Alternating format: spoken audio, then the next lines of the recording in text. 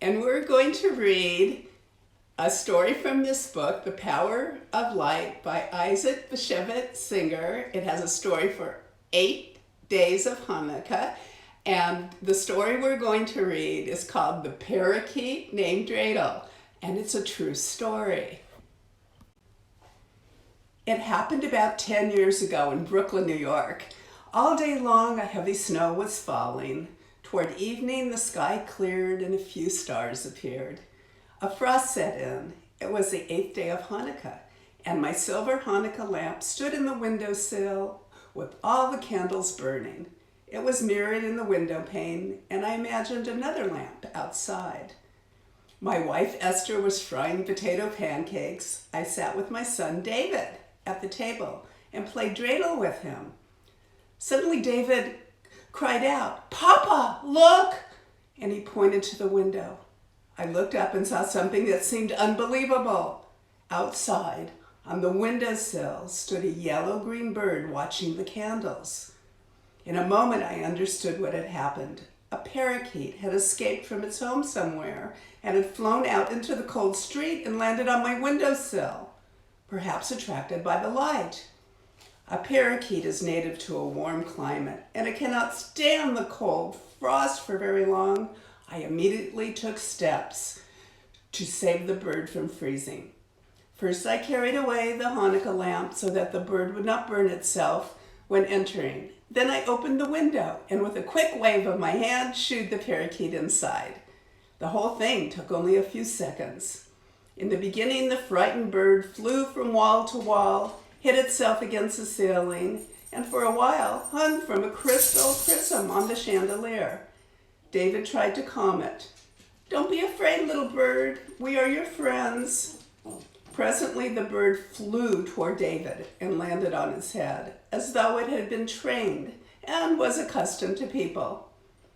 David began to dance and laugh with joy. My wife in the kitchen heard the noise and came out to see what had happened. When she saw the bird on David's head, she asked, "Where did you get a bird all of a sudden?" "Mama, it just came to our window." "To the window in the middle of winter?" "Papa saved its life." The bird was not afraid of us. David lifted his hand to his forehead and the bird settled on his finger.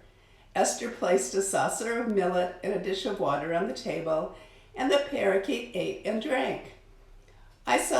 It saw the dreidel and began to push it with its beak. David exclaimed, "Look, the bird plays dreidel." David soon began to talk about buying a cage for the bird and also about giving it a name. But Esther and I reminded him that the bird was not ours. We would try to find the owners who probably missed their pet and were worried about what had happened to it in the icy weather. David said, "Meanwhile, let's call it Dreidel." That night, Dreidel slept on the picture frame and woke us in the morning with its singing. The bird stood on the frame, its plumage brilliant in the purple light of the rising sun, shaking as in prayer, whistling, twittering, and talking all at the same time. The parakeet must have belonged to a house where Yiddish was spoken, because we heard it say, "Dreidel, geh schlafen." Dreidel, go to sleep. And these simple words, uttered by the creature, filled us with wonder and delight. The next day, I posted a notice in the elevators of the neighborhood houses. It said we had found a Yiddish-speaking parakeet. When a few days passed and no one called, I advertised in the newspaper for which I wrote. But a week went by and no one claimed the bird. Only then did Dreidel become ours. We bought a large cage with all the fittings and toys that a bird might want. But because Hanukkah is a festival of freedom, we resolved never to lock the cage. Dreidel was free to fly around the house whenever he pleased. The man at the pet shop had told us that the bird was a male. 9 years passed, and Dreidel remained with us. We became more attached to him from day to day. In our house, Dreidel learned scores of Yiddish, English, and Hebrew words. David taught him to sing a Hanukkah song, and there was always a wooden dreidel in the cage for him to play with.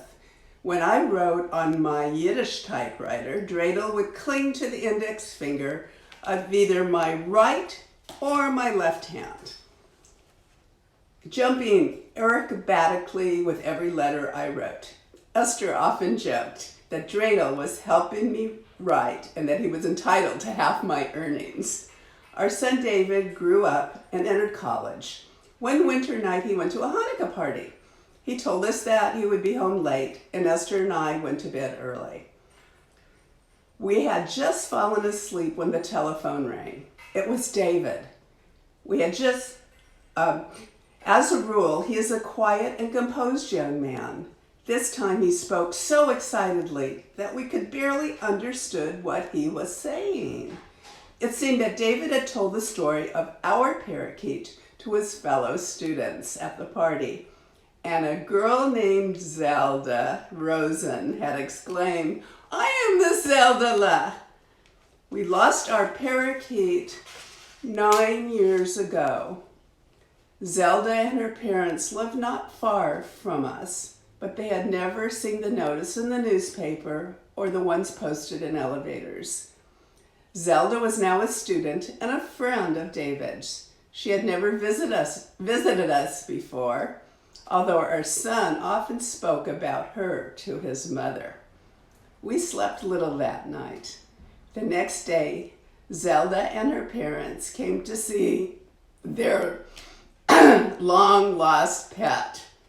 Zelda was a beautiful and gifted girl.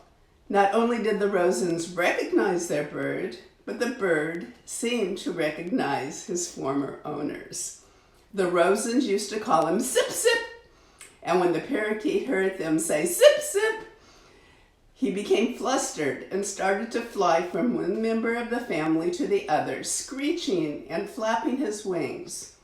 Both Zelda and her mother cried when they saw their beloved bird alive. The father stared silently. Then he said, "We have never forgotten our Sip Sip." I was ready to return the parakeet to its original owners, but Esther and David argued that they could never part with Dreidel.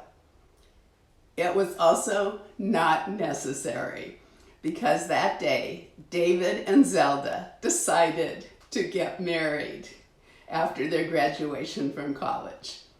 So, Dreidel is still with us, always eager to learn new words and new games. When David and Zelda marry, they will take Dreidel to their new home. Zelda has often said, Dreidel was our matchmaker. On Hanukkah, he always gets a gift: a mirror, a ladder, a bathtub, a swing, or a jingle bell. He has even developed a taste for potato pancakes, as befits a parakeet named Dreidel. The end.